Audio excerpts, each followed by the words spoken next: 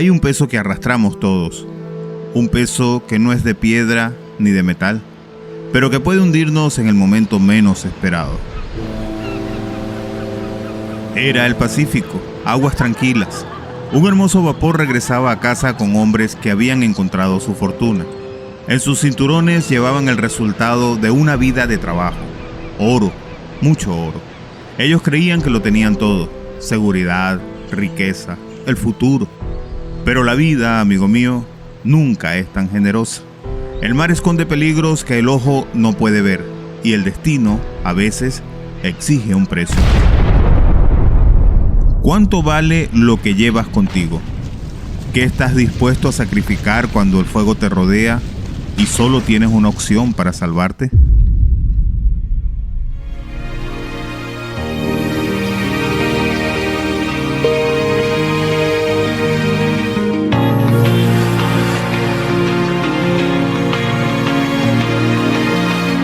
Ecos. Historias que transforman.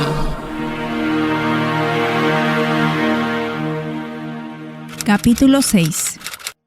Esperanza. Un saludo a todos nuestros oyentes. Bienvenidos una vez más a Ecos, Historia que transforman. Un espacio que nace con el objetivo de tocar vidas, inspirar y recordarnos que no estamos solos en este camino. En cada capítulo hemos escuchado testimonios poderosos, esas vivencias donde la mano de Dios se hizo visible, donde una oración encontró respuesta, donde la fe se convirtió en la luz en medio de la oscuridad.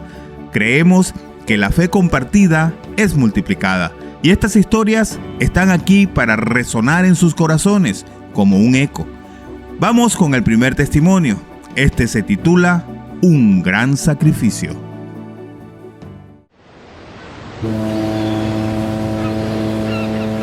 Un hermoso vapor surcaba la costa norteamericana del Océano Pacífico.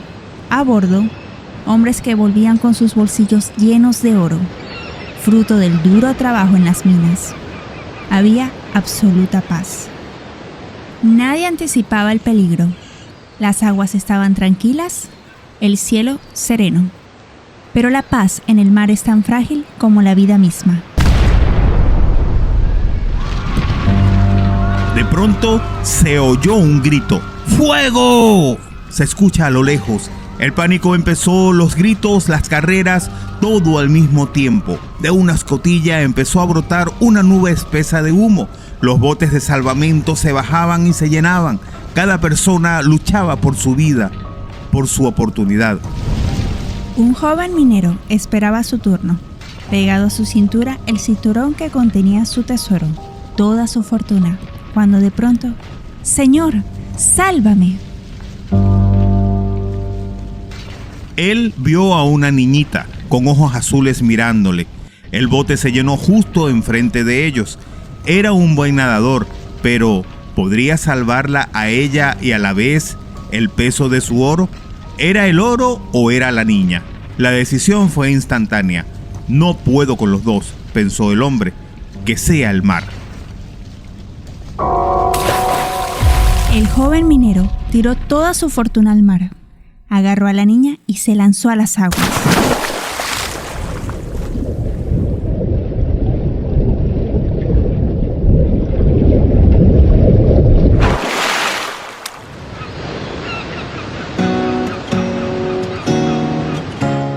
El acto de este joven que perdió todo lo material nos recuerda una historia mayor. Estamos todos bajo el juicio de nuestros pecados, pero el Salvador tuvo compasión. Él no lanzó oro al mar, lanzó su gloria. Renunció a todo para descender a la pobreza y morir en la cruz. Él consumó el gran sacrificio para que nosotros tuviéramos vida eterna. El minero y la niña fueron arrojados a la playa. Él había perdido todo. Al despertar, la niña solo lo abrazaba. Estaba agradecida por haberla salvado. Él perdió su oro, pero fue inmensamente recompensado con esa gratitud. ¿Y tú? ¿Has mostrado tu agradecimiento a aquel que lo sacrificó todo? Y podrás decirle: bondadoso Salvador, yo te amo. ¿Por qué me amaste primero?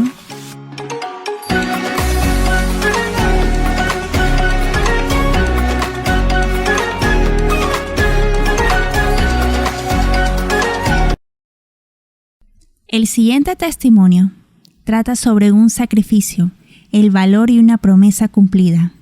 En plena guerra civil, la amenaza no solo venía del campo de batalla, sino de una temida notificación que llegaba a los hogares: la lista. Hoy reviviremos el drama de una familia que vio su destino sentenciado y la aparición de un joven que, sin ataduras, hizo un juramento que cambiaría la vida de otro para siempre. Este se titula El Sustituto. Hace ya muchos años, en la Norteamérica que se desgarraba en la guerra civil, el terror tenía un nombre: la lista. Era la orden de presentarse, el llamado a empuñar un fusil. Para un padre de familia con esposa e hijos, su nombre en aquella lista era una sentencia, un boleto de ida a una batalla de la que muy probablemente no regresaría. La familia vivía su agonía, pero un día un joven amigo del padre, al conocer su tragedia, se presentó. No tenía ataduras, ni esposa, ni hijos. Hizo una promesa que sonó a locura. Todos mis negocios ya están arreglados. Voy a la guerra en tu lugar. Si muero, no estaré dejando a nadie solo. El padre se negó. La esposa lloró. Pero la convicción del joven fue inquebrantable. La despedida fue desgarradora. El último adiós a sus amigos, la promesa de la sustitución cumplida. El joven partió y el padre, junto a su familia, quedó libre de la terrible angustia.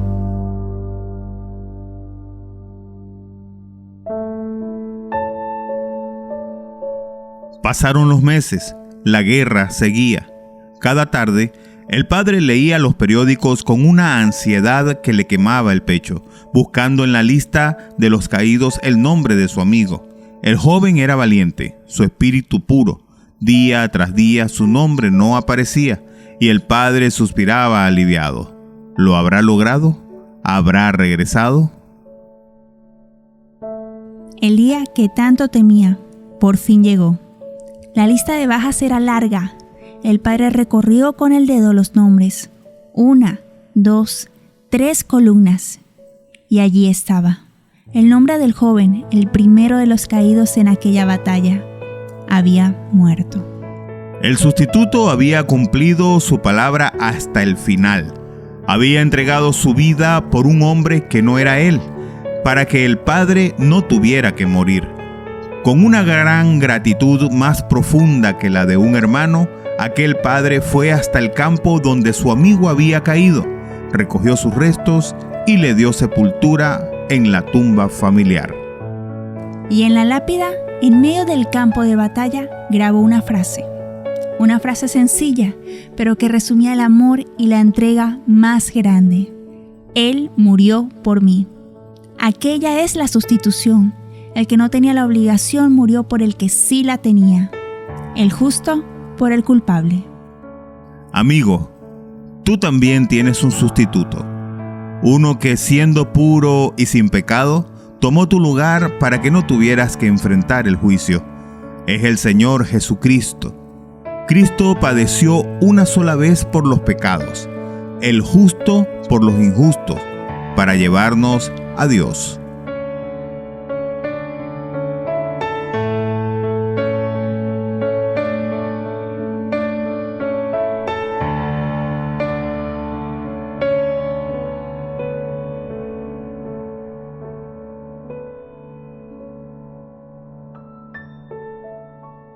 El siguiente es un testimonio que nos recuerda que la esperanza, la misericordia y la fe pueden encontrarse en los lugares y momentos más inesperados. Una historia que tuvo lugar en el imponente escenario de alta mar, donde a veces el horizonte se convierte en el límite de nuestra propia existencia. Este es el relato de un hombre, un líder, un capitán, cuyo viaje estaba por terminar. Este se titula Por las rebeliones de Juan Costa. Un capitán de la Marina, ya en sus últimos momentos, estaba muriendo en su camarote mientras se encontraba en alta mar. El capitán, atemorizado, no sabía qué le esperaba después de la muerte. Asustado de entrar en la eternidad, no aguantó más. Mandó a buscar al primer oficial. Carlos, a lo largo de mi vida he sido malo, al igual que usted.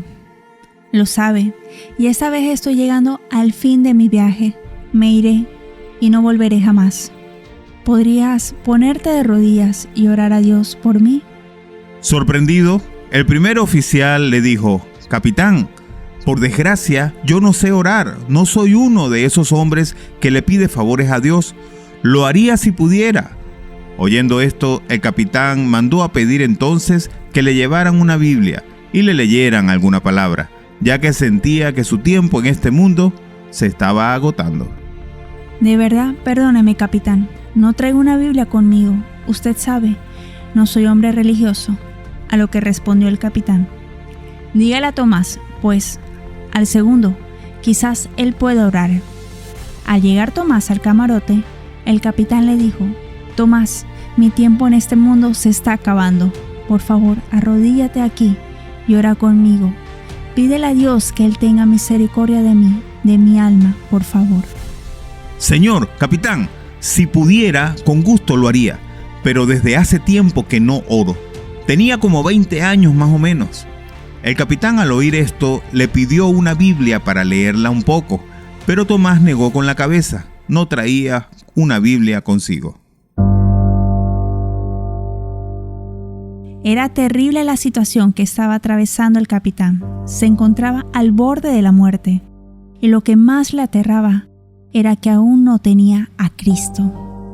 Los oficiales buscaron por todos lados, querían encontrar a alguien que supiera orar o una Biblia para que el capitán pudiera leerla, pero su búsqueda fue en vano. Cuando creían que habían fracasado en su búsqueda, un marinero recordó haber visto un libro parecido a una Biblia en las manos de un muchacho que servía en la cocina. El nombre de aquel muchacho era Guillermo Plato. Enseguida, fueron a buscar a aquel muchacho y lo llevaron con el capitán. «Hijo, ¿tienes una Biblia?», preguntó el capitán, con la voz débil. «Sí, señor, siempre la traigo conmigo», respondió con firmeza aquel muchacho. «Eso está bien, por favor, siéntate y busca algo en tu Biblia que me pueda ayudar, pues siento que ya mi tiempo se está acabando, hijo. Busca algo que hable sobre la misericordia de Dios hacia un pecador como yo, y léelo, por favor». Al escucharlo, Guillermo no pudo evitar recordar el libro de Isaías, el capítulo 53, un capítulo que Guillermo amaba mucho. Su madre lo amaba y a menudo lo leían juntos. Así que lo buscó en su Biblia, un capítulo que nos demuestra la misericordia de Dios al dar a su Hijo por nosotros y el amor de nuestro Señor Jesucristo al morir en nuestro lugar y en el de todo pecador arrepentido, como lo estaba el capitán en ese momento. Guillermo empezó a leer, y cuando iba por el versículo 5, el cual dice: «El herido fue por nuestras rebeliones, molido por nuestros pecados, el castigo de nuestra paz fue sobre él, y por su llaga fuimos nosotros curados».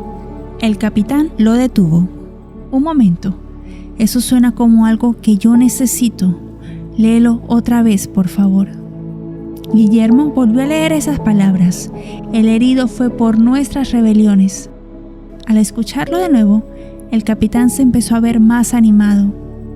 «Eso es bueno, hijo, eso es bueno». Al oír esto, Guillermo le contó: «Capitán, recuerdo que las veces que leía este versículo con mi mamá, ella me hacía colocar en él mi nombre. ¿Usted me permite leérselo?».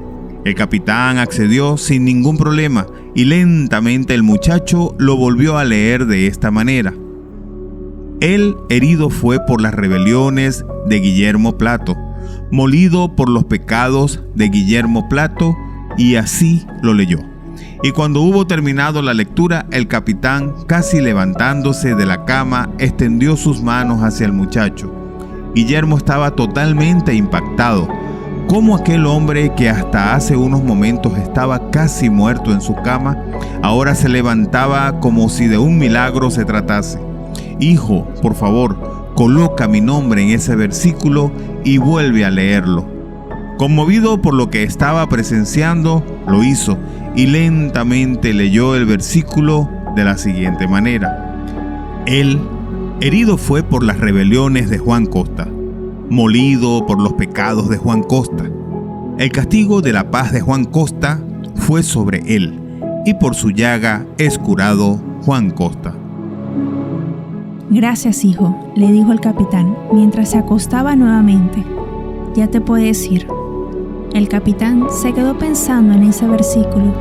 Lo repetía una y otra vez. Aquellas palabras de Isaías 53:5. Cada vez con su propio nombre. Y mientras lo hacía, se llenó su alma del gozo del cielo, y fue salvo.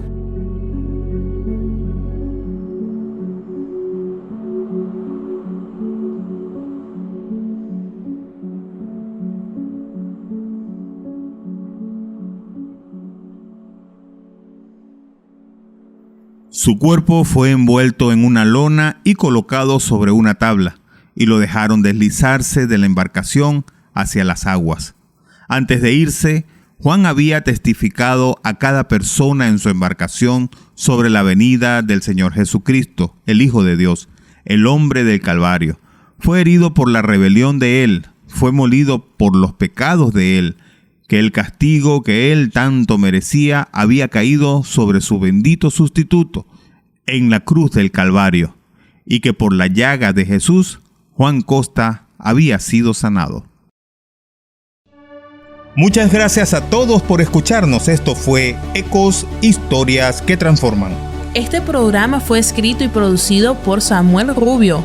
La música original estuvo a cargo de Luis Salazar de Tu Música a lo Alto. En la supervisión de producción estuvo Rancé Ruiz. Gracias a todos y ya será hasta la próxima.